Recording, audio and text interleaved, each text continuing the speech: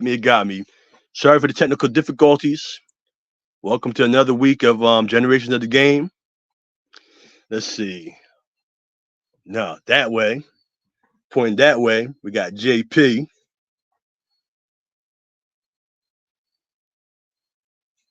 JP on you on mute, JP. Yeah. What up, everybody? How's everybody doing out there this evening? And we're gonna go that way. We got Brother Will Lyons that way. What's going on, fellas? You know, it's our time of the week. Yes, sir. Yes, sir. And I'd like to apologize for the technical difficulties. Had a speaker working like 5 seconds ago, and that thing went bloop. So had a dope instrumental set, but I'll try to cue it up for next week. Yes, sir. Yes, sir. Indeed. All right. Let's start the week off with Anthony Edwards' comments about the past. Uh-oh. Be nice, Jay. Be nice. Man, the young fellas just don't know, man. I want to scratch my head. I want to headbutt the wall. I'm going to be nice, man. I'm going to be nice. I mean, he just don't know, man. He said something about MJ being the only one with skill. Oh, man.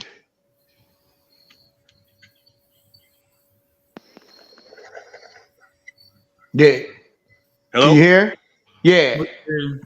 Yeah, we can hear you.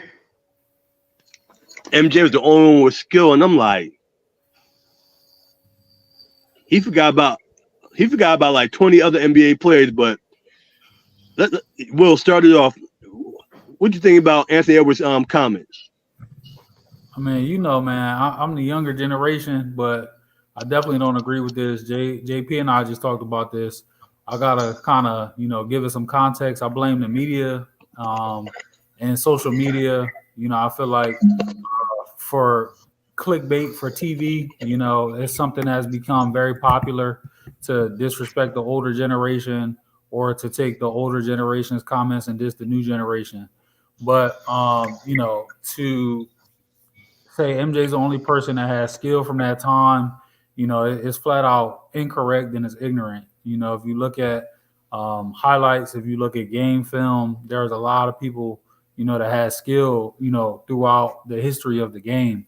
It's not even just going back to the 80s and 90s. This is the 70s, this is the 60s. Dr. J has skill. Pete Maravich has skill. As athletic as he was, Wilt Chamberlain has skill. Elgin Baylor, there's players in every generation. Oscar Robertson, we could go on that has skill.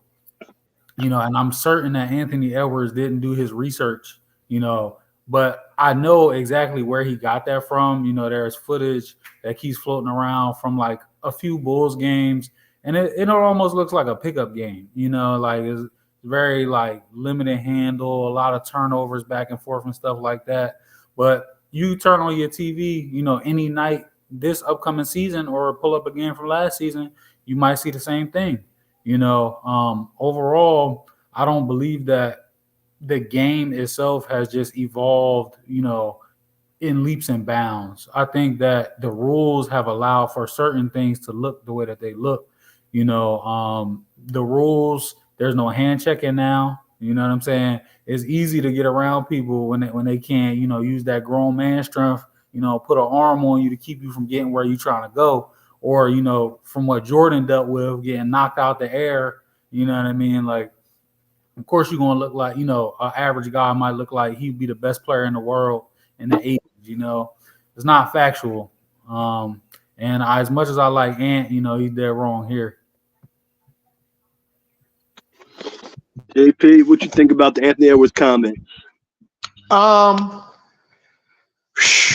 Man, this is like we'll unpack it. You unpacked a lot of this stuff, man. It's we got to take it generation by generation, man. That's why I don't do GOATs no more. Every generation has their style of play. Wilt, Oscar Robertson, Elgin Baylor, Bob Cousy, Jerry West, Bill Russell, whoever, Bob Pettit. They didn't have ESPN. They didn't have highlights to follow behind people. So they were actually the standard of how to play their games. There was nobody in front of them. They were the ones who created this game to the way it's gotten today. You know, you go into the 70s where Doc and them was flying. Then, you know, you had the Jordan, Magic, Bird, and then Jordan and all them. And then you take it up to the day with LeBron, Durant, and Curry and all them. The game is just different. Like Will said, rules changes. You know, you can't, the game's not as physical as it used to be. Great players in any era could adapt to that era. But players had skills back then. Look at Ralph Sampson. He was 7'4", could handle the ball, could shoot the ball. Remember, the game back then was played inside out instead of outside in. Ralph Sampson could shoot a 15, 18-foot jump shot. Sam Bowie, I mean, he had the foot problems. He was skilled. I mean, Magic Johnson, shit. I mean, you know, he's probably the greatest point guard ever between him and Oscar. Talking about two of the greatest point guards ever. Bird, could pass, shoot, rebound. I mean, man, George Gervin, 6'8", could score on anybody. You know, and I don't know how far back Anthony Edwards was going. Even like, look at Kobe. Kobe was very skilled. Skilled players have always been there, man, because Kobe did play the Jordan era. You know, so are these guys, I mean, the skill level is probably a little bit higher, but like I said, it has to do with how you were taught the way to play the game. You know, the game is just different nowadays compared to 30 years ago or whatever. These guys are better shooters today, and every day the shooting is definitely better. I mean, you can't dispute that. But great players are great players in any era, man. And we really have to stop. I'm talking about even the older players, the younger players. Got to find a bridge, man. You know what I'm saying? To you know, where everybody respects each other's game and stuff, man. Because, man, look, basketball is a great sport, man. It's the reason why it's a lot of our first love is basketball, you know, and just got to respect players, man, you know, for what they accomplished, what they did, regardless of the era. If it's this era or the past, we always got to respect it. But always also remember this here, too. The ones from the past have paved the way for today's NBA players. Bill Russell, Wilt, all them, all Oscar, Elgin Baylor, all that racism and stuff they had to go through. Can't sleep in hotels. You know, they're the reasons why you guys could stay in 5-star hotels. Because you could go anywhere you want to, have salary and stuff. The Oscar Robertson with the NBA and stuff, and what he did for free agency. It's a lot of stuff to unpack. Those guys paved the way for you. We should never disrespect the players of the past, whether it's Bob Cousy, Oscar Robertson, Sweetwater Clifton, Mr. Earl Lloyd, or whatever, Red Auerbach, whatever. They paved the way. Players today didn't pave the way. Somebody had to make you to where had to grow the game to where it is now. So, you know, we're thankful for the players of the past. We also got to be thankful for the players of the day, too, who continue to grow this great game of basketball. Yes, sir. Yes, sir. Yes, sir. Yes, sir. I could argue that Bob Curlin and George Mikan had skill. I could argue that. I could argue that Joe Fawkes has skill. I could argue that Dolph Schayes has skill. I could argue that Jim Pollard has skill. I could argue that Red Holzman has skill. I could argue that Nat Holman has skill. I mean, Marcus Haynes. Yeah, has skill. Curly Neal has skill. Meadowlark Lemon has skill. Sweet Lou Dunbar has skill. I mean, we could argue all that. So, I mean, he young. You know, he might have said things to get attention, which if he did, he succeeded. But you know, lesson learned to the young guy because he caught a lot of flack from it. Lesson learned. And God bless him, good luck because he's tremendous talent, but he just gotta watch what he says. But next topic, NFL players to watch this season. Let's focus on the rookies real quick. What rookies do you want to pay attention to this year? Let's start this off with JP. You know who I'm going to start off with the number 1 pick in the NFL draft. The Chicago Bears have taken Mr. Caleb Williams. He looked pretty good last week, man. He looked Mahomes-like last week with a couple of plays he made. I'm not saying he's Mahomes. He looked Mahomes-like, but he played well. The wide receiver we got, Odunze, he looked good last week, man. Those are the two players that I'm watching for with the Chicago Bears and stuff, man. I'm looking for them. The offense going to be potent. He has weapons around him.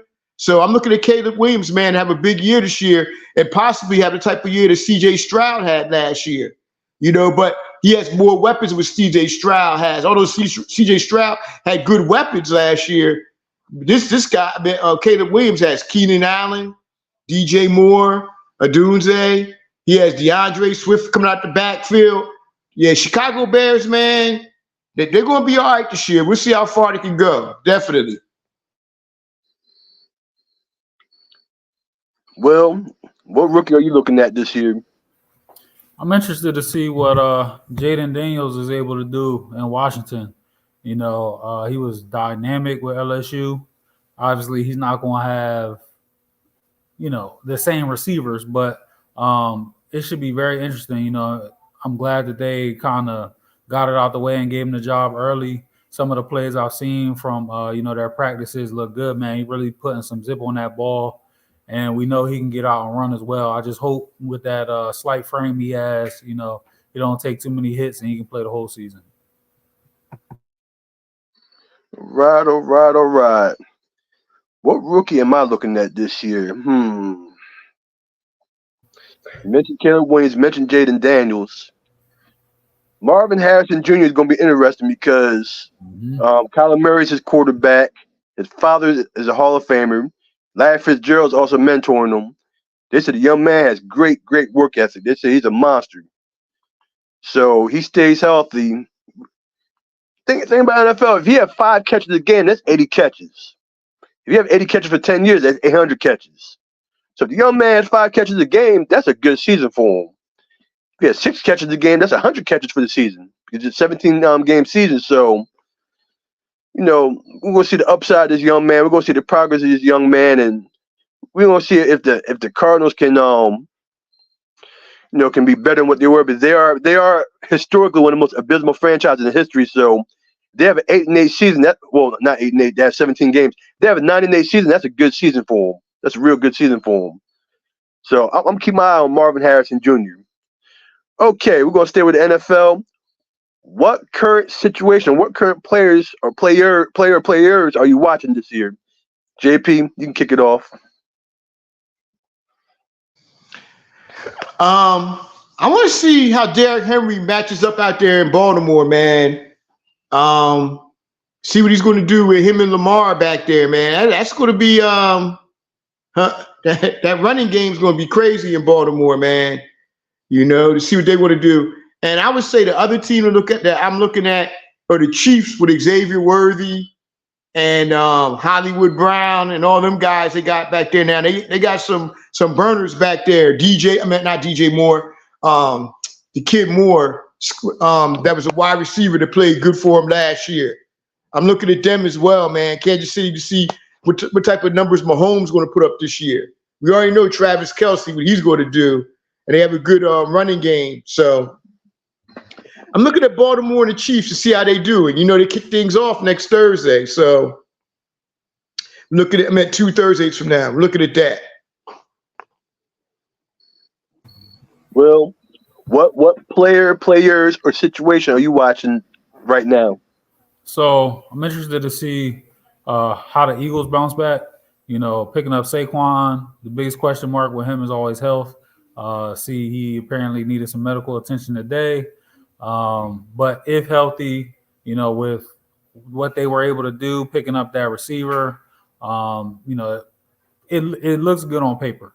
And I think that Jalen is the type of player that is going to look at last season as motivation and try to do what he needs to do.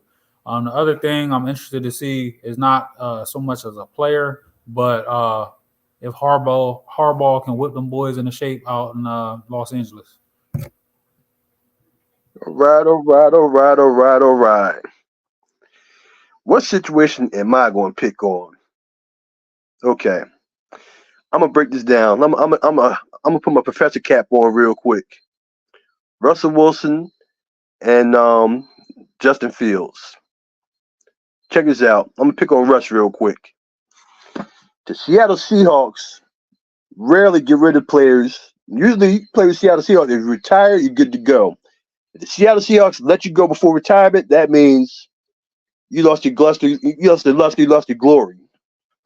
He went to Denver and looked like stir-fried doo-doo last year. He looked awful. He's with Pittsburgh now, and analysts are looking at some things with Russell at Pittsburgh, and they think he's shell-shocked. So historically with Pittsburgh, especially with Mike Tomlin, historically they run the ball. They're hard-nosed. They punch him out. They run the ball. So if they're effective at running the ball, and Russ can make the play-action pass throws, Russ should be all right. But if Russ turns the ball over, and keyword, if Russ turns the ball over, because running backs don't fumble that often in Pittsburgh. If Russ turns the ball over, Justin Fields is going to be started by week 5, week 6. I'm going to repeat it again. If Russ throws picks or he fumbles the ball, turns the ball over, week 5, week 6, Justin Fields will be the starter. If not, if they run the ball effectively and Russ can throw play action pass, Russ should be all right. He should be fine.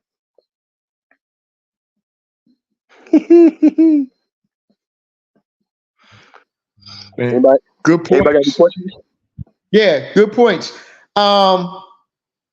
Pittsburgh quarterback situation is very, very interesting, man, of what's going down. Man, Stephen A., by the way, he went off on Russ earlier today, man. He was going off on him, But although I do think Russ didn't play that bad last year in Denver, though. I mean, he did throw 26 touchdowns and 9 interceptions. So, his stats weren't that bad, But Pittsburgh, they're in an interesting situation because I look at Fields.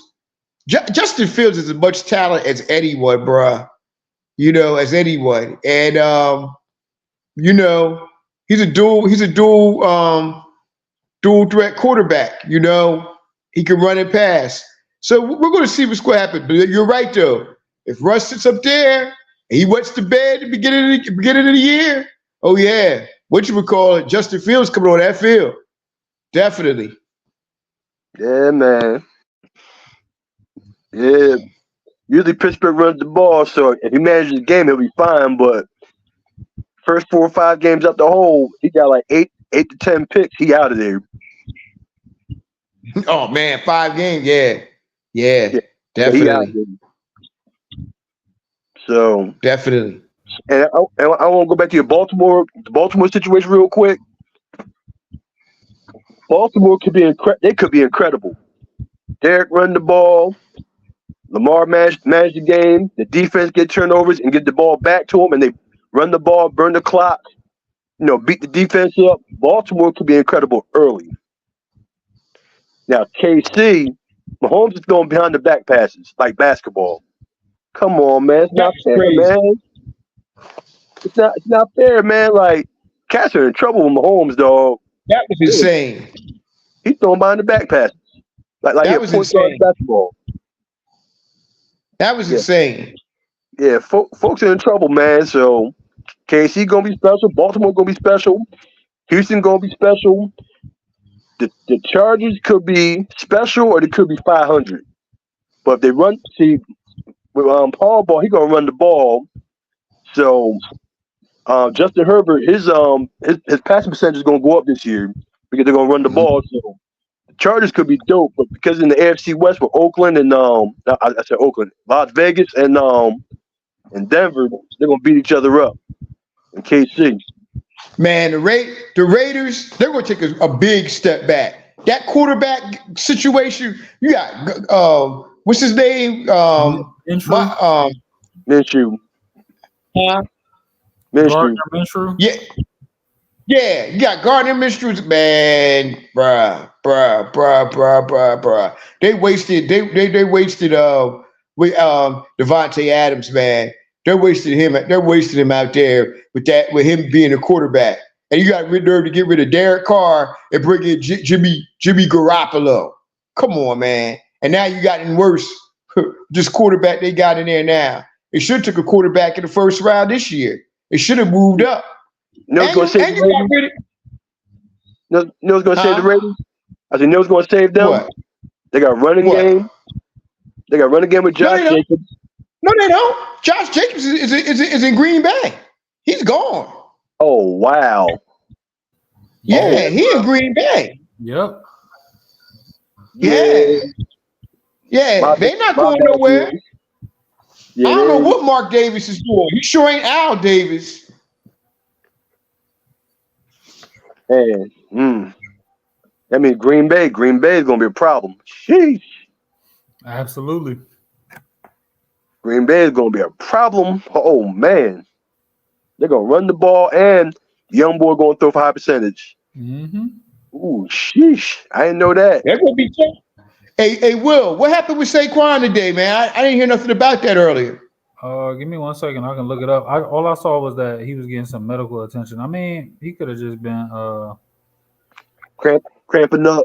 Yeah, you know. Dehydrated, yeah. Yeah, hopefully that's what it is, man. He's a dynamic. It's summertime, so anything could pop up.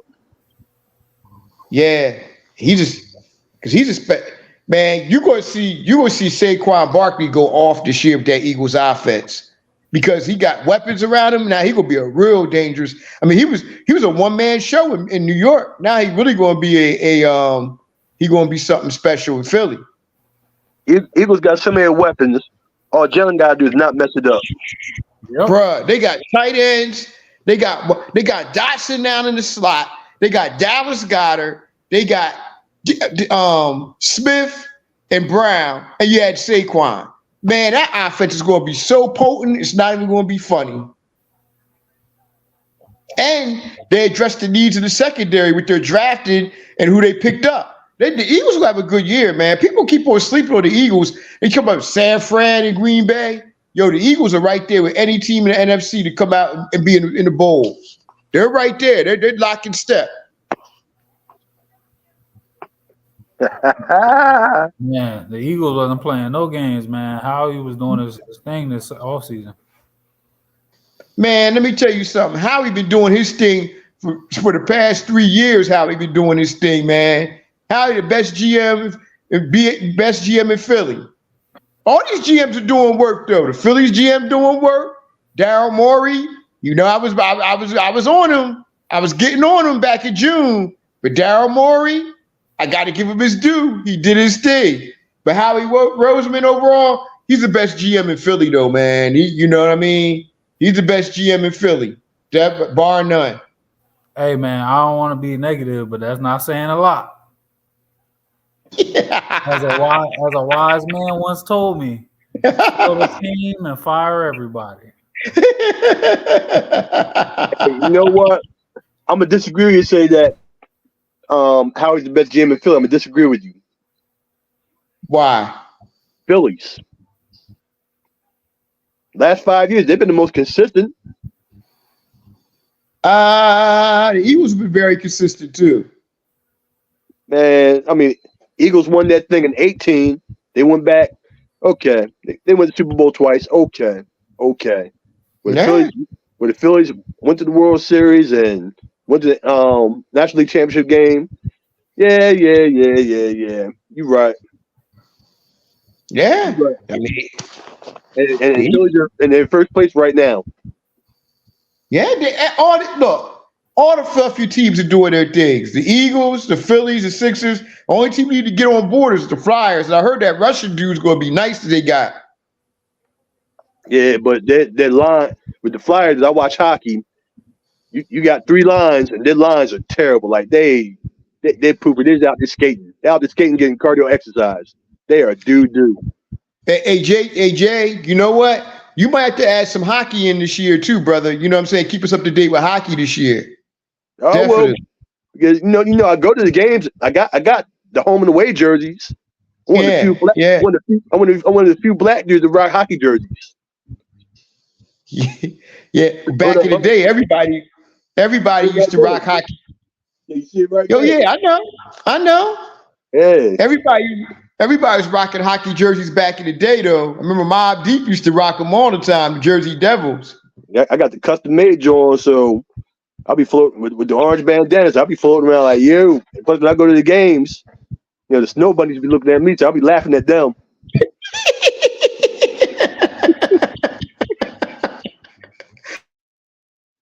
I'm like, what's up, cutie? You? Yeah, man. Oh my God, yo. Oh my God.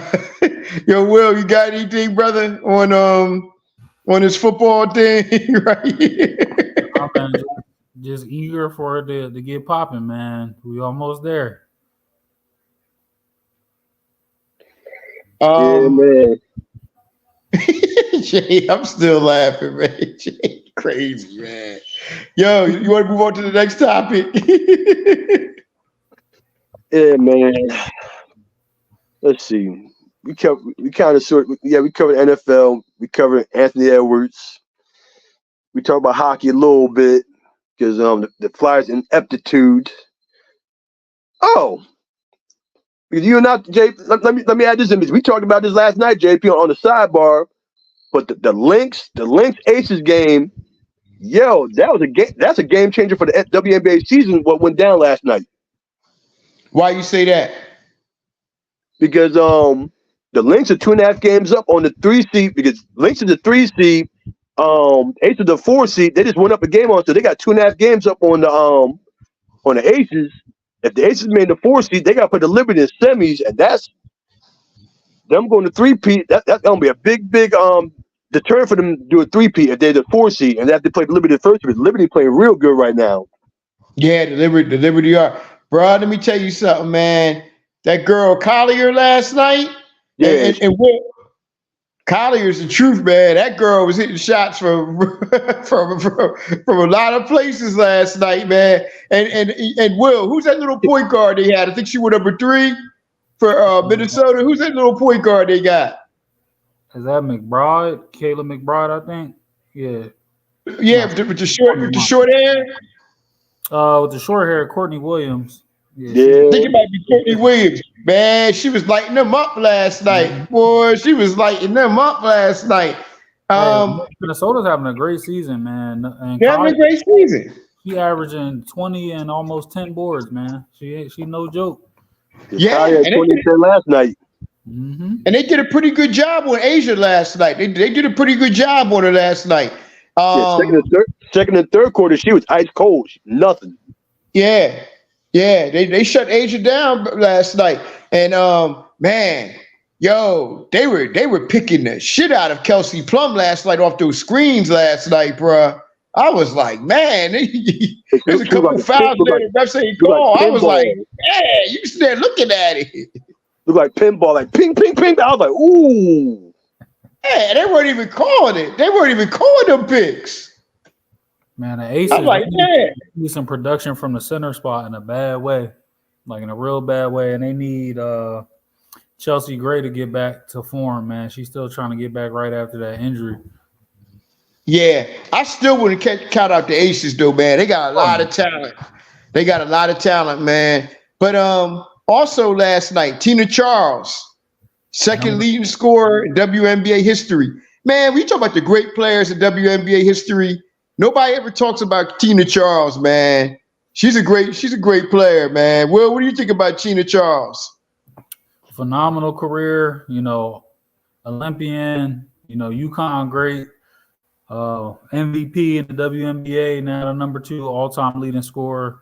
Sadly, she's a victim of I'm pretty sure she don't have a championship. I think that's what they hold against her. But, one player can't do it by themselves. Phenomenal career, man, and I hope she gets the flowers she truly deserves. Yeah, definitely, man. Yo, Jay, we gotta talk about, man. Hold on, I want to add on.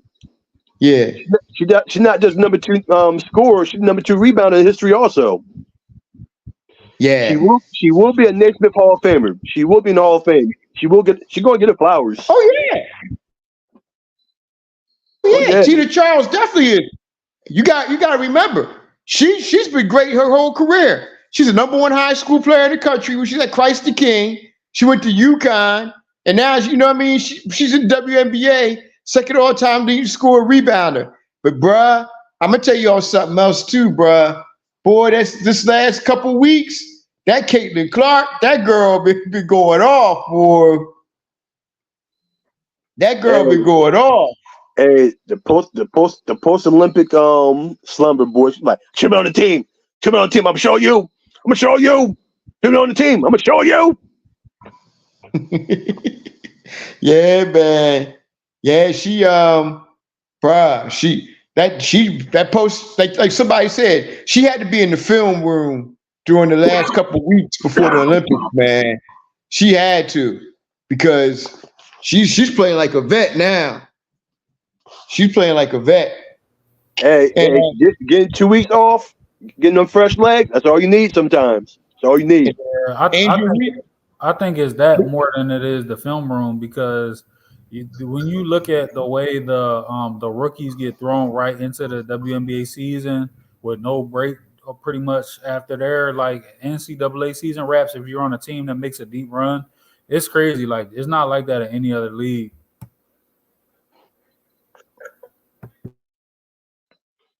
That's true, Will. I agree with you on that.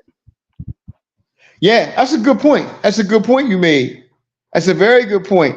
And now she got her legs back, and now she's cooking. I saw Unc the other day going off about let her cook and stuff like that there. I saw him go off the other day about Caitlin Clark, man.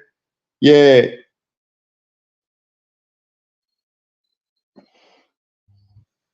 Oh, JP is frozen. Oh, man. Okay. Nah, he's not frozen. He's blinking. Okay. He said I'm blinking. Yeah, I'm blinking. I'm not frozen. Yeah, I'm saying go over to the next topic, brother. Oh, hold on. Another WA situation that caught everybody's attention. The Connecticut Sun and LA Sparks game in Boston. Yeah, man, sold out. Man, that was incredible. Man, all the big stars is out, and Mohegan Sun and Boston not that far apart from each other. So I'm shocked. I'm really shocked that they haven't played more games in Boston until now. And also, yeah, I'm shocked that they didn't use the Boston Garden for Caitlin Clark for Indiana. I mean, not Indiana. Yeah, Indiana, for Caitlin Clark to come in there. Good point. They used it for the LA Sparks. The LA Sparks is one of the worst teams in the league, and it's sold out. So it's going to be more games in Boston in the future, or in the future when they do expansion, they get a Boston franchise, and that will be interesting. Yeah, I'd like to see WNBA come to Philly. I can see Philly get a franchise. That'd be nothing but a few years away, man. Philly needs a franchise. Oh, bro, I'll be at the games. I'll be there. Too. Me too. And them we need seat too. Hey, let me tell you something, man.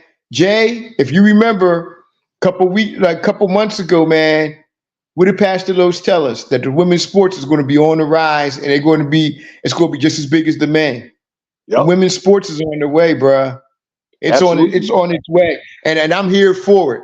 I'm here for the women to get their flowers and get their just due, whether it's basketball, whether it's track and field, whether it's soccer, whether it's swimming or whatever. The women are here, bruh, and it's not going anywhere.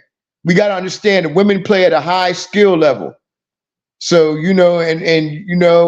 I love watching, especially I'm a huge, WNBA fan. I love watching them. I love watching the, of course, track and field. I love watching the track and field. And real quick, shouts to Will Strickland, Full Court 21.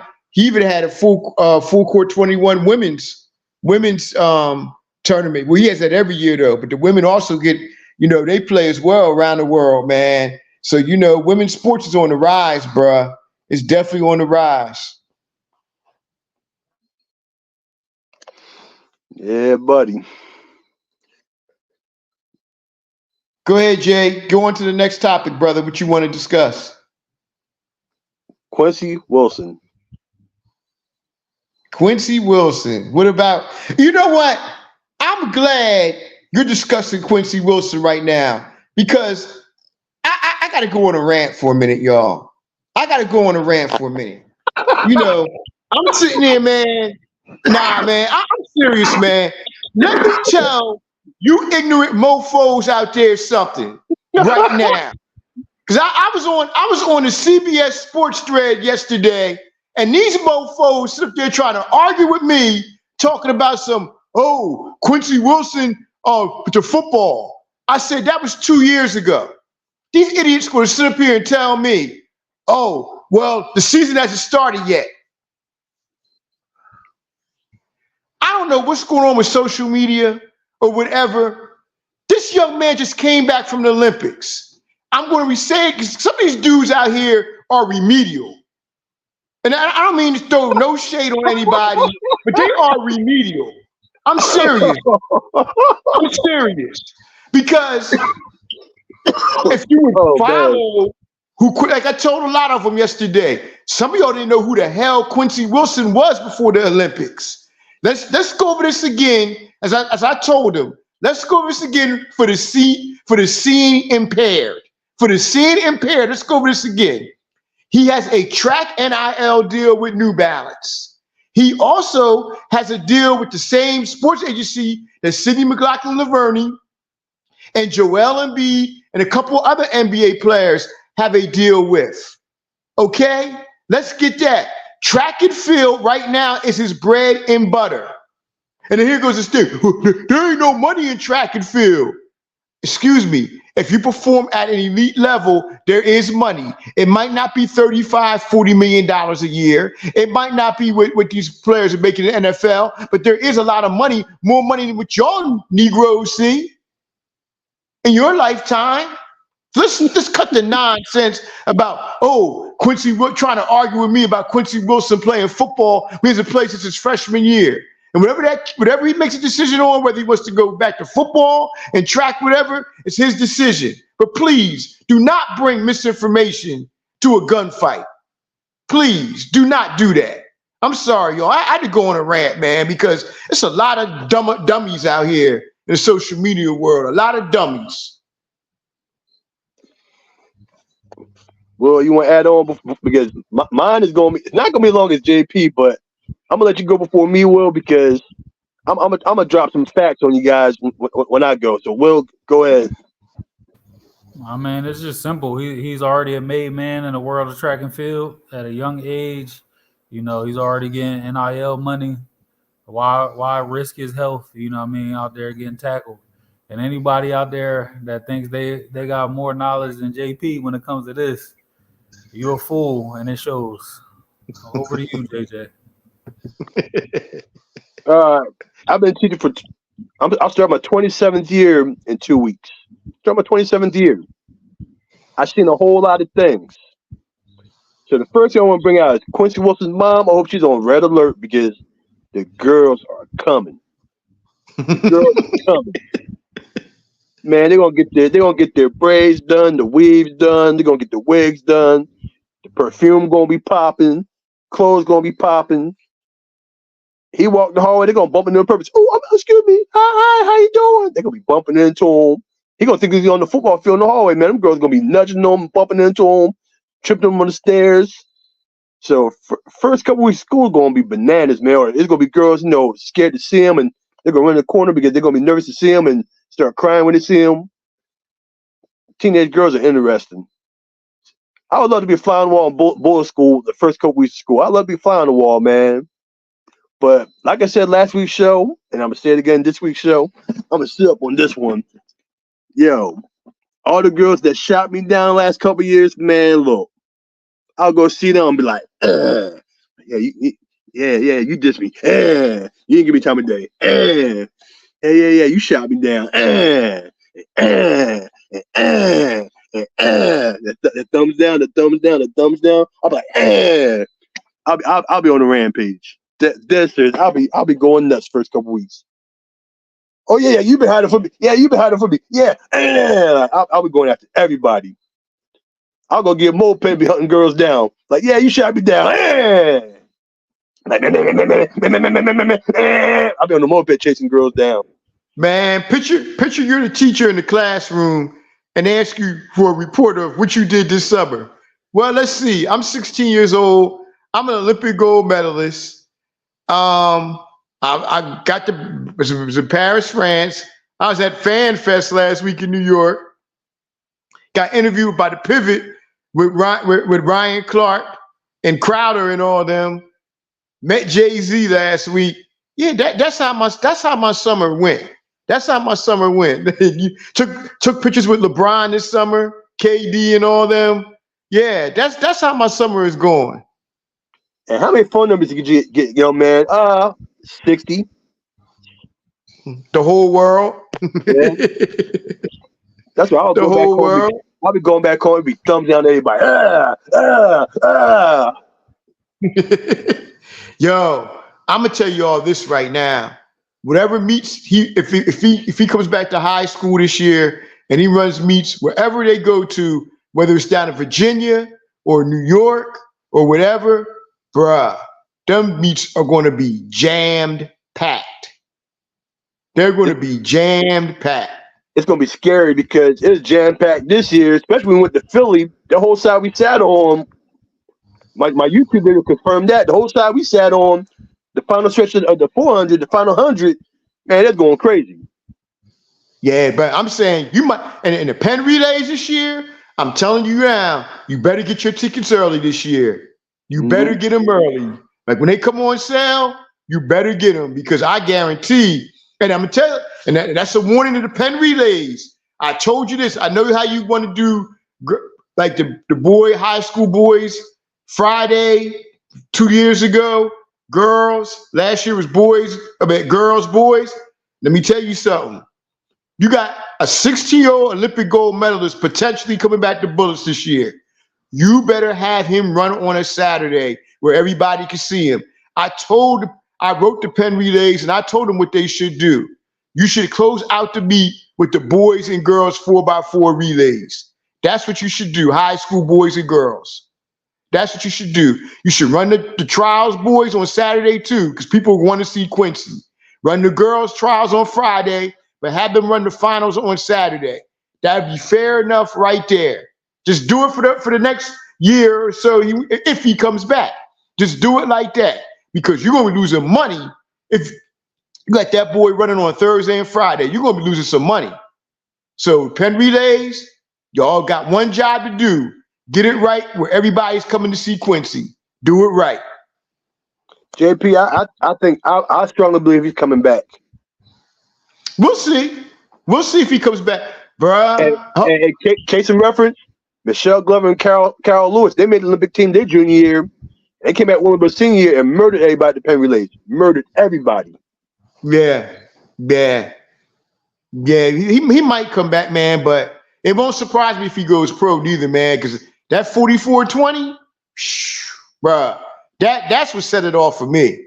That 44-20 was like, okay, this kid, man, is on a whole nother level. Man. But anyway. But motivation to come back, running 47-1 in the Olympics, first leg, he got done dirty on that one. That's a whole nother story. But I'll come back. That 47-1 on a high school team, that 47-1 on a high school team would put the race out of reach normally if you ran that on a high school team.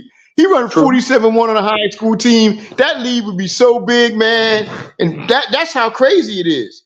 People, we sit up here, not me, but folks sit up here talking about 47-1 like it's so. 47-1 is moving, especially for a 16-year-old. That's moving. But he running against Tobago. Tobago went like 44-5, 44-4 on him. So, hey. Bruh, Tobago's a machine, bruh. Let's be honest, bruh. That boy's a machine. I saw him run today. That boy's a machine, bruh. Tobago can run anything, man. He's the real deal. He is the real deal. And right now, he's the hottest sprinter in the world right now as we speak. Yes, sir. Hey, the hottest healthy sprinter in the world. Let's put it like that. The hottest healthy sprinter. What'd you say? He's the hottest He's the healthiest hot sprinter in the world right now.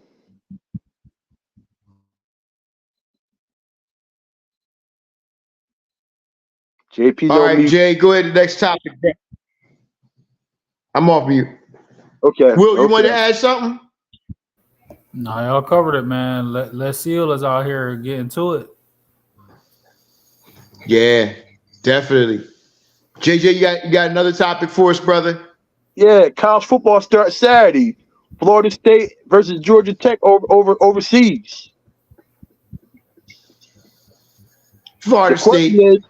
is Florida State going to run the table again? That's the question. No. You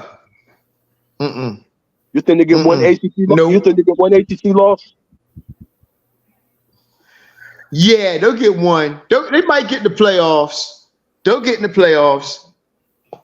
Well, if you win the ACC, you get a top 4 seed.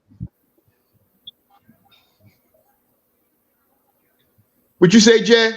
I said if you win the ACC, you're going to get top 4 seed.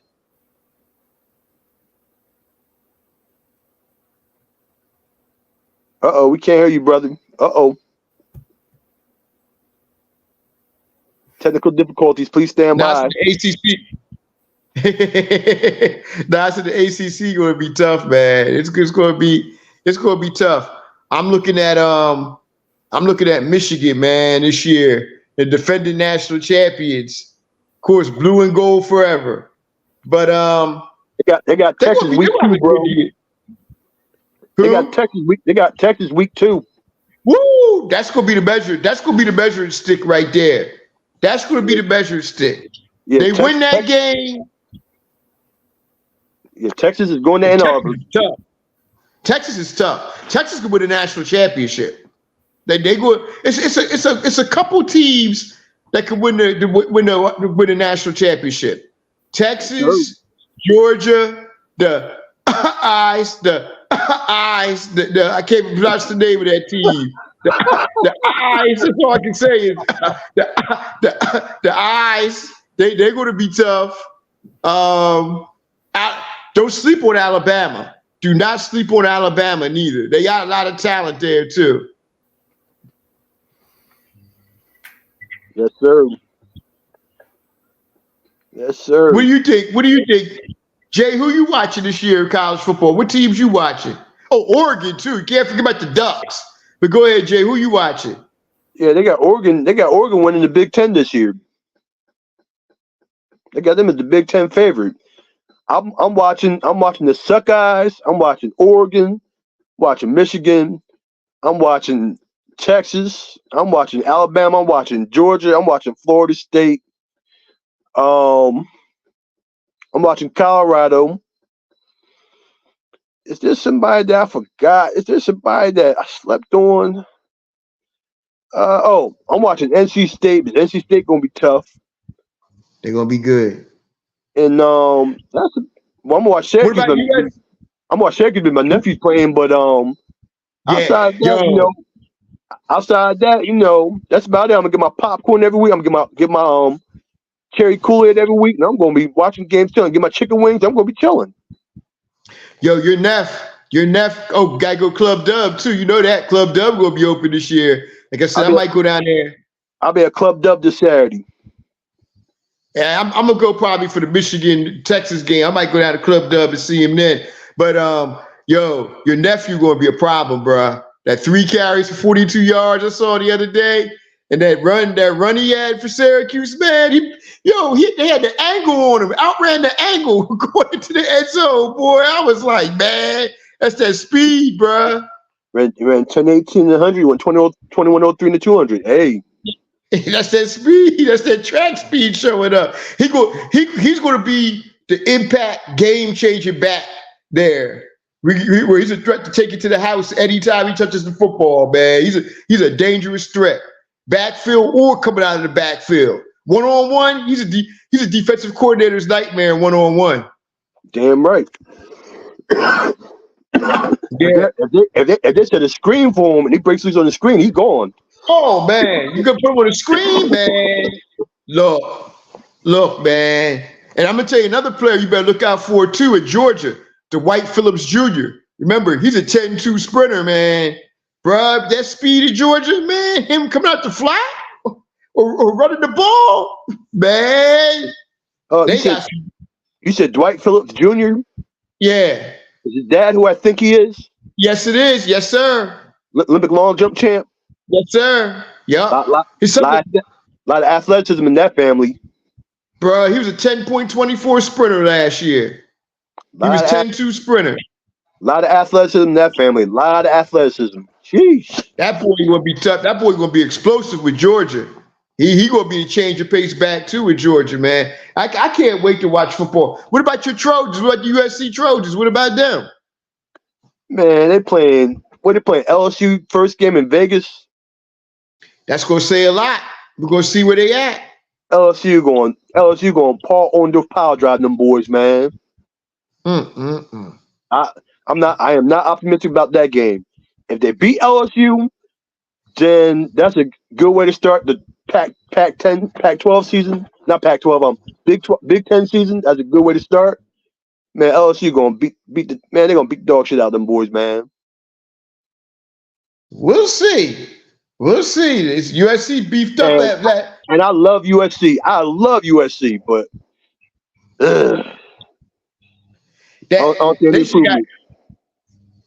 yeah. Will, you got anything, brother? Definitely excited to see what a lot of the teams can do, man, especially with the transfer portal in full effect. But I think Texas is going to be dynamic. And I'm really just was like looking over like the week 1 and week 2 schedule. Like they're not ducking no smoke, man, especially with the reshuffling of the conferences. Like it's still kind of crazy to wrap our mind around, the fact that, the Big Ten is what it is now, and Texas and the SEC, and just some of the things that's going on. It's going to be a fun season. I'm interested to see what Coach Fran Brown can do, we're up in Camden, up at Syracuse. And I know Malachi's up there, so I'll definitely be watching them for 2 reasons. And also, man, try to see what Kentucky can do, man. It seemed like 10's a hard number for them to get past in the win column. So hopefully they can make something happen. Man, Kentucky football, man. Best year they ever had. Art Still, Derek Ramsey back in 77. Best team they ever had in Kentucky. They've had some pretty good teams in Kentucky. They've had a couple good football teams, but that's still the standard what they go by, man.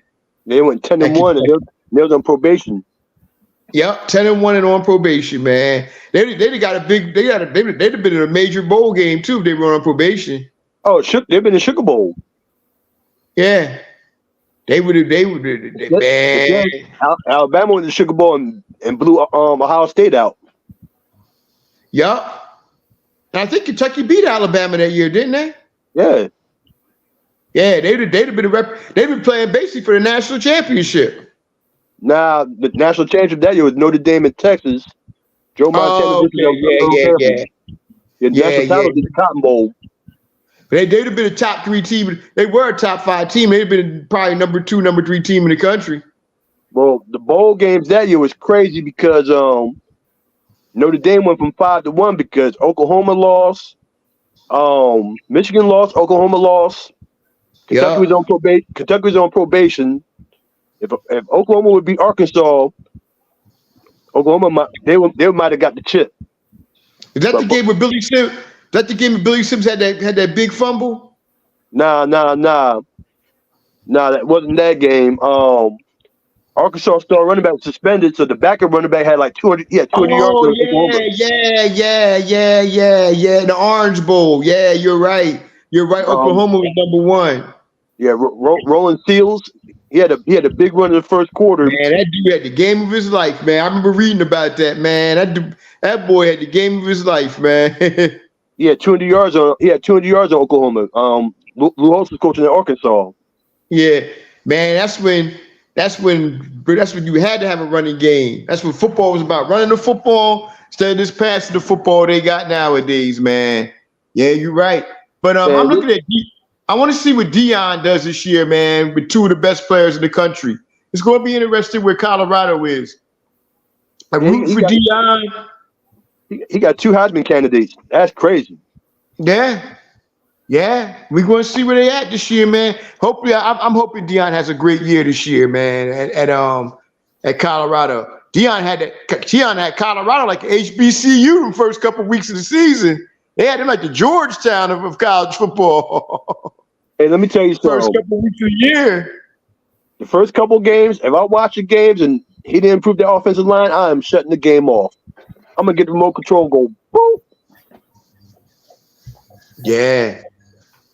Yeah, man. By the it's gonna be an interesting year.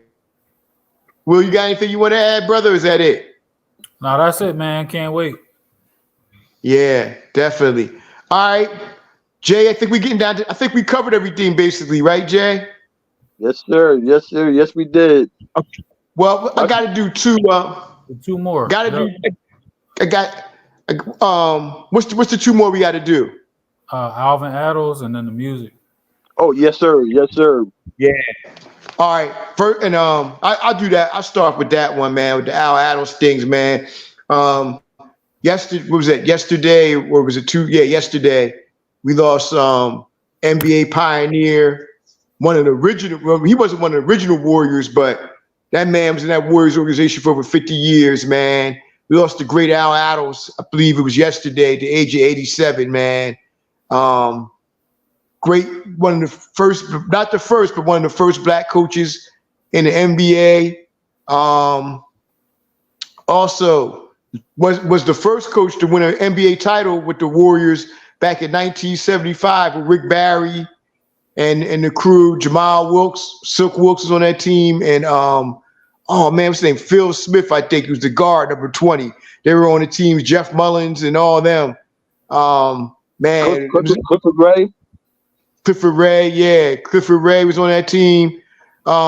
Huge loss for the back. That was the first time you had two black coaches in the finals.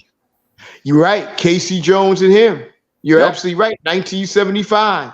And and I believe they swept the Bullets that they swept the Washington Bullets that year. They were the favorites. The Bullets were the favorites to win it all in 1975.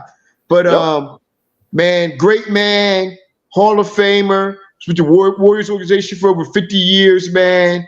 Like I said, ambassador to the sport, ambassador to the Warriors. Man. Rest in peace, man, to the great Al Addles.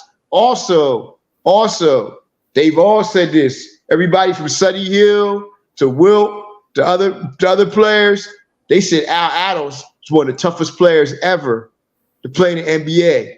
They said he would fight in a minute, man. He would fight in a minute. They said Al Addles was tough. Also, we got to add with Al, and also a basketball Hall of Famer, more so for his coaching, but he was a good player too. Also, Al Addles was from where, Jay? Newark, New Jersey. So he's from the Brick City. Yeah. Will, you have anything to add about Al Addles, brother? Yeah, man. Just extend condolences and thoughts to his family and friends. I mean, anybody that gives 70 years of their life to the game of basketball, man, definitely has my respect, man. Seeing he served in pretty much every possible role you could serve in, in the history of the league, especially at that time, at playing in the 60s and 70s, and then climbing the ladder, becoming a coach and then a championship coach and then an executive. He and Bill Russell, the first two that I can think of, that really made it happen in that way and opened the door for a lot of other brothers to come through. And no doubt about it. No doubt about it, man. They did. And we got to throw Casey Jones in there too, because he was the coach of the Washington Bullets back then. Eventually, later on, he won 2 titles with the Boston Celtics, man. Definitely got to throw Casey Jones up in there too, man. Them brothers really led the way, man, and kicked open the doors for black coaches and every day. JJ, what do you have to say about the great Al Addles, bro? He was with the Warriors for 50 years, man. That is amazing. So he started out in Frisco, then followed him over the bridge to Oakland. That's a long career, man. He's seen a lot of players. Remember, he was in Philly too. He was with Philly, the Philadelphia Warriors too, with Wilt and them. Oh man, so he went across the country with them. Wow, so Philly to San Francisco to Oakland / Golden State. Wow. Wow. Yeah, That's a long career, man. Uh-oh. You're on mute again, JP. yeah, I Technical know. difficulty. He's with the Philadelphia Warriors, bro. So yeah, like we said, once again, condolences, prayers, rest in peace, man, to the great Al Adams, man. You know, you always hate to see the legends and the greats of this game leave, man. But when you get a certain age and stuff, man, stuff happens, bro. We all know that what we've been through, especially over the last couple of years, bro. So, once again, man, rest in peace to the great Al Adams, man. And we have our final topic. What's the final topic, Will, for the day? All right, man. So, taking a little step away from the sports, a little lighthearted. Just want to see what music release or releases, you guys been bumping lately, knowing or honestly, I'll say what have you been bumping lately? Because I feel like that opens it up more. And I know the historians that you are when it comes to, rap and R&B. So I'm interested to hear, what you've been listening to. I could take this first. Man, that Pete Rock and Common album, The Auditorium. Man, I've been bumping that. As far as R&B goes, man, ain't nothing. And I'm going to curse on this one, man. Ain't nothing out there fucking with Marsha Ambrose's album, Casablanca. Nothing's messing with that at all. I play that album almost every day, man. That album, you can play that album from beginning to end. Marsha Ambrose, for those people who might know, she was the lead singer of the group Floetry back in the day. She's on her own now. I would recommend for everybody out there to take a listen to that Casablanca album from Marsha Ambrose, which is produced also. Dr. Dre has a lot of tracks on there. He's executive producer. So I would suggest that people listen to that, man. And all you got to do is just push play and let the album just play straight through. She had a banger. Pete Rock, Common album, amazing. Amazing, man. Common is one of the best MCs of all time. His catalog, as a matter of fact, might be top 3 all time. He rarely made. Common's albums have been solid. This has been going on for over 30 years. But this album right here, The Auditorium with him and Pete Rock, if y'all haven't heard that album, I would recommend people get this album. It is a great, great, great album. One of the best MCs and one of the best producers ever. So I would recommend that. Also, I know he's not new, but for me, I just got introduced to him. I heard about him from before, but I really got into his music is Larry June. Larry June, dope hip hop artist out of the Bay Area, San Fran. Check him out as well. And also, as always, not only listen to hip hop and R&B, but also the house music as well. So, I'm a big house music fan and stuff. So, I DLS Friday nights, DAS Saturday nights, midnight to 2 each night. Great, great, great, great music to listen to. All right, Will, what about you, man? What you been listening to? I'm all over, man. Found out about this artist, Al B. Al. He's the son of the original Al B. Al, and he got some pretty dope stuff, man. He's a Jersey artist, pretty hard as far as rap. And then, so I was pleasantly surprised to find out that Philly legend Freeway got a new project. And the production from that was, give me 1 second, with Jake One. That project is fire. One of my favorite listens of the summer. Freeway hasn't lost a step. And then you already hit on Larry June, 38 Special's new project. And then okay, I got to listen to that. Yup, fire, bro. And then my guy, Jay Skis, from Drumwork, his new project is dope as well. And that's pretty much what I've been listening to outside of my usual R&B mixes and some Afro beats as well. Hey, Will, send me that link, man, to the cat from Griselda that you just talked about, Jay Skis. Send me that, man. I definitely want to listen to some music of his and the Al B. Al. I want to listen to some of his too. I want to throw another one in too, man. Yo, October London. Dope. This dude, yo, October London is dope, man. R&B singer. Yo, I'm gonna tell you all right now. For those who never heard of October London and listen to his music, he sounds just like Marvin Gaye. You can't tell the difference. If I put a record on and I didn't say the names, just played the music, you would swear it's Marvin Gaye. Nah, JP, listen, I could co-sign that, bro. Like, I was stunned. I was stunned. It's amazing, like amazing. It's amazing. It's amazing. And October London is another.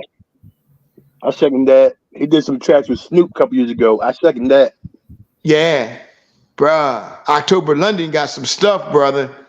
And I got to give this brother his flowers while we're on the music thing, man.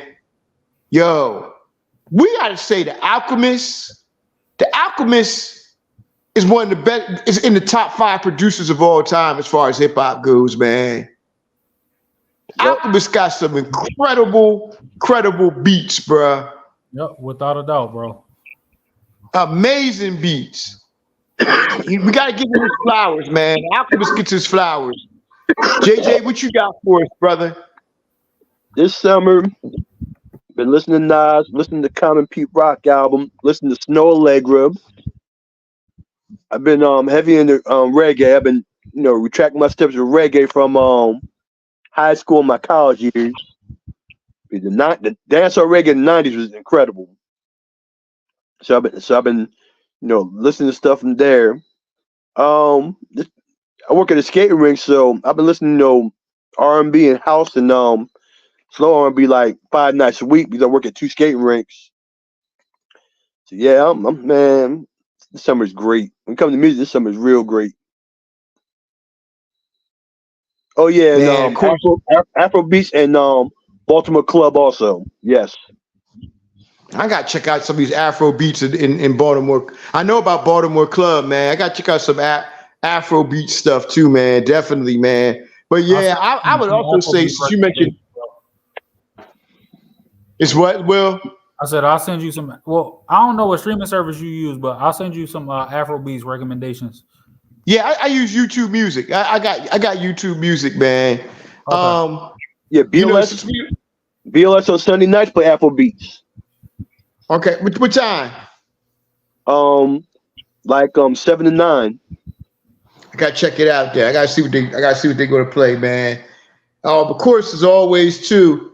Always listen to my old school music, man. I've been listening to a lot of Kool and the Gang, man. I listened to that Lights of the World album, man. That album was ahead of its time, man. Amazing. That's another skip-free album. Just play from the beginning, play to the end, man. And there's a lot of messages in those songs too that Kool and the Gang had back then, especially the 70s.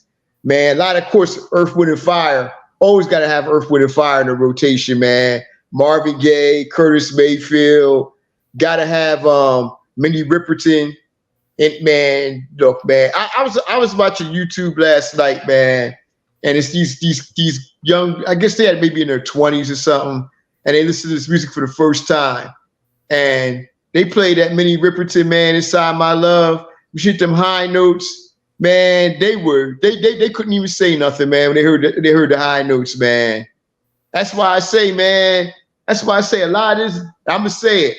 As I call R&B, a lot of this shit out here called R and bullshit. Man, it is, it's a lot, so I call some of it R and bullshit.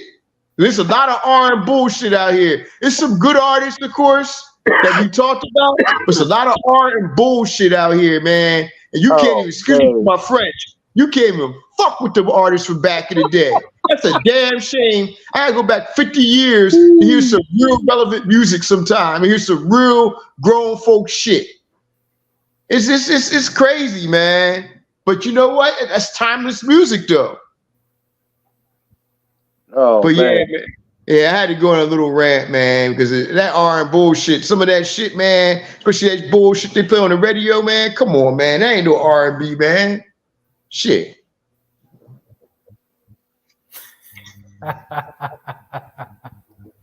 Man. Gotta love it. Man, I'm being for real with that, man. Hey, JJ, man, we got what three rants from JP today, man. We on fire with this show. Yes. Yes. Man, it's just a whole lot of idiotic stuff, man. It's just like, man, sometimes man, I just wish they shut the internet down sometimes for people, man. There should be like how you go to the DMV. It should be the same thing for the internet, man, with some of these people, bro, for real. All right, you want me? Do you want me to start a ruckus? Yeah. Anybody watch this show? I bet you they're going when the link come out, they're gonna be calling me like 24 hours. Hey, there's no freshman football at Hamilton West High School. There's what? No freshman football at Hamilton West High School. Why? I'm trying to find out. I just found out tonight. I was like, no freshman football, not enough kids. That's probably the first time in history that happened. Is football declining with enrollment and people not playing? I heard Crenshaw out in LA, and they've had a football program. I heard they don't have enough kids for their football program. It's like this. I know soccer's increasing. I know that. Yeah. I know soccer's increasing. It's all about demographics too, especially the area I teach at. Man, soccer is huge, and a lot of kids nowadays, football. They want to be big and physical and athletic, and it's not a lot of athletic kids.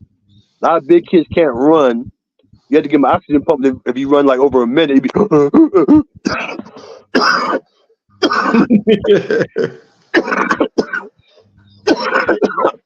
pardon me, excuse me.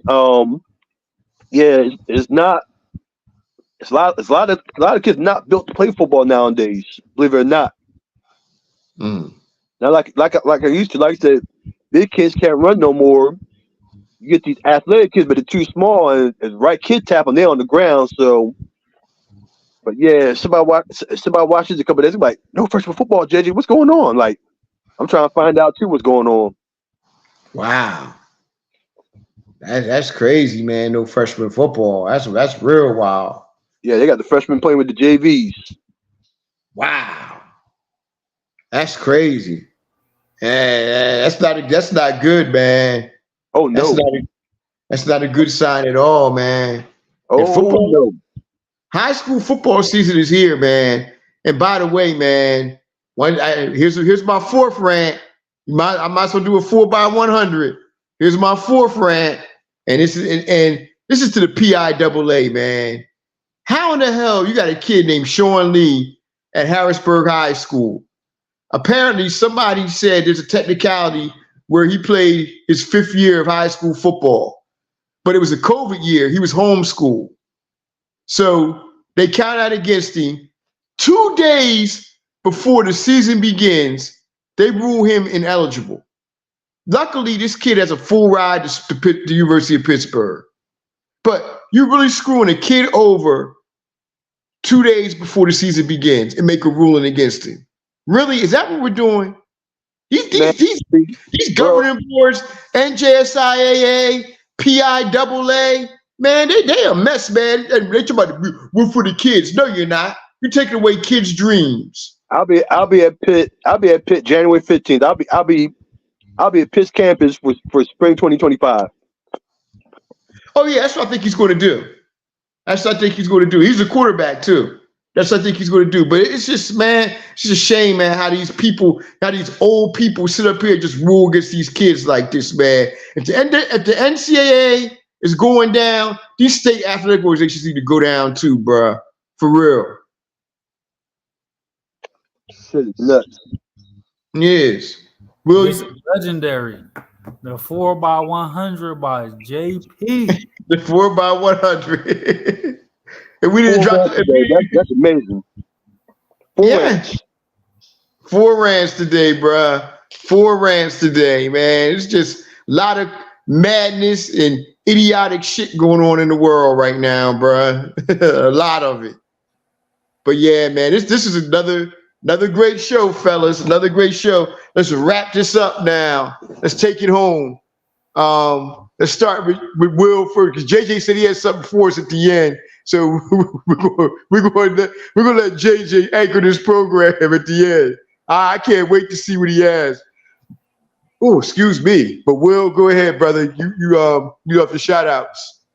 Yeah, shout out to the listeners, of course. Shout out to our families, friends, all of that. Can't do it without your support. Shout out to my co-host JP, my good brother. We wouldn't be here, without you. And shout out to JJ. I don't know if we ever mentioned it on the show, but for those of you that aren't aware, JJ is on the hook for life now. The brother is officially full time.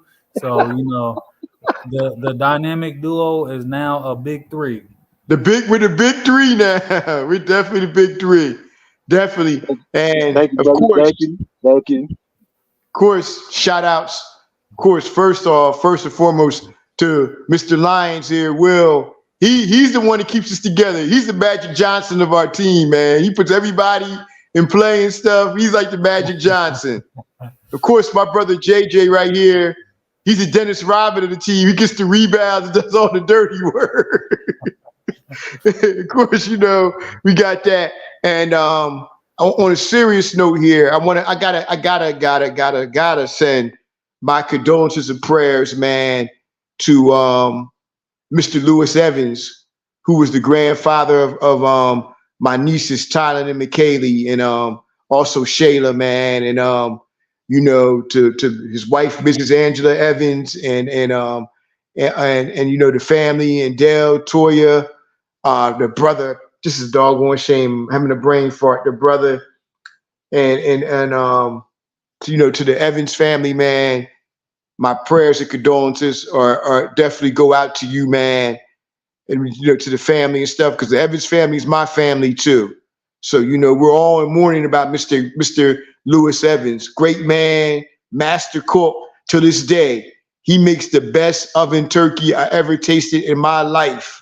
I remember 10 years ago in New York City, it was so good I had to take some of it home with me. I couldn't wait to eat it the next day. That's how good that turkey was. I still don't know how he made that turkey the way he did. But great man, Mr. Lewis Evans, man. We love you. We're going to miss you, and may you rest in peace. Also, Will, if we're not doing a show next week, man, we got to say this. Rest in peace to our brother Sammy, man. Our year anniversary will be next week, August 29th. We lost a great Dr. Sammy J, man. And, a lot of ways it's still shocking to a lot of us. JJ, you knew Sammy. Will, you knew Sammy, man. Great brother, great young brother, man. Going too soon, man. And, Dr. J, we love you, brother. We love you, brother. We know that. We're holding it down for you, man. His funeral was on the hottest days of mankind history, man. Oh my God. I took like a 3-hour nap after his funeral. Bruh, it was man, it's devastating in a lot of ways. It's still devastating to us, man. Will, you have anything to say about brother Sammy, man? Always, that was my guy, man. One of the most genuine people I ever knew. Had the worst sense of humor of all time. That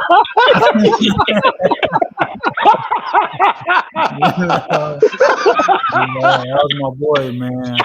Oh my God, yes he did. Y'all know, man. He hit you with one of them crazy jokes, and then be like, "You see what I did there?" You can't help but laugh. But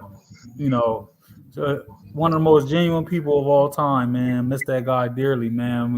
My girls know him as Uncle Sammy. He's an irreplaceable person, man, for sure. Yeah, JJ, you got anything to add about Sammy, brother? Man, enjoyed the fight parties. His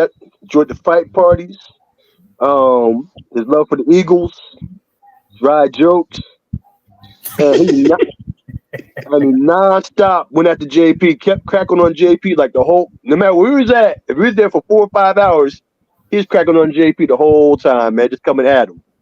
And I would come back right back at him too. You know that too. He would. I come right. Yo. Man, me and Sammy did that all the time, man. We always pure crack jokes at comedy. each other, bro.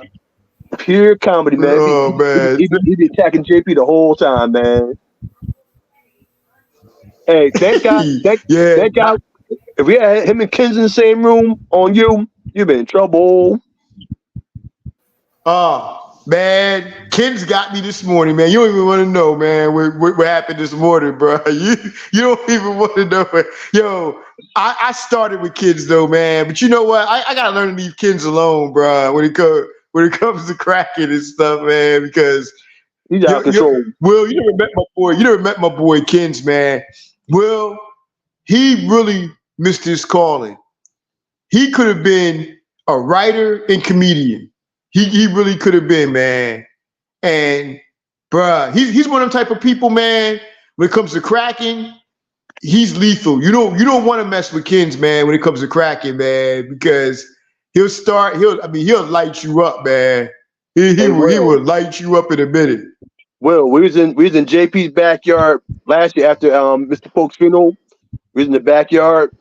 I should have recorded some of that stuff. It was with all of it. It was just straight comedy. Sounds like a good brother to me. It was stuff that went on in their neighborhood that nobody knew about. Even they didn't know about. They just bring it up. It's like, oh, like crazy, man. Like them jokers is off the chain, man. I was like, damn. I missed out on Garfield North. Like, it was popping like that. Like, oh man. Man, but JJ, what's your shout outs, brother? Do your thing. I kind of did in the middle of the show. I was gonna wait to the end, but I couldn't contain myself. But back to Quincy Wilson. He either started school this week or starts next week. But man, found all them young ladies that didn't give you no love in 7th, 8th, 9th grade, 10th grade, and I will find all of them, man. I will go find all of them, man. Just thumbs down all of them. Like, hey, look, I grew 3 inches over summer. Get them all, man. Get them all, man. If I was flying in the hallway, I'd be laughing, man. Thumbs down, all them young chicks, all of them. All of them that shot you down, get them all. Get all of them. Boy, like young Quincy gonna have himself. Oh, you got a ball, man. You gonna have a ball, man. That boy be walking down the hallway with his gold medal on, man. Man, it's gonna be crazy. Hey, that thing heavy, man. He ain't gonna do that. He probably got that thing in the bank at a safety deposit box. I hope he does. And you know another thing too, he gonna have them haters out there too, bruh. So you gotta be careful of them haters too. Yep. And that's another thing. Cats gonna be hating on him for no reason because they jealous. So but he has a good support team around him. So he gonna be good, man. He a household name now, bruh. Everybody know who he is now. So he's famous. So but anyway, y'all, dope show. On behalf of me, Will Lyons, of course, brother JJ, we say peace, love, and soul. We see y'all in 2 weeks. We see y'all in 2 weeks.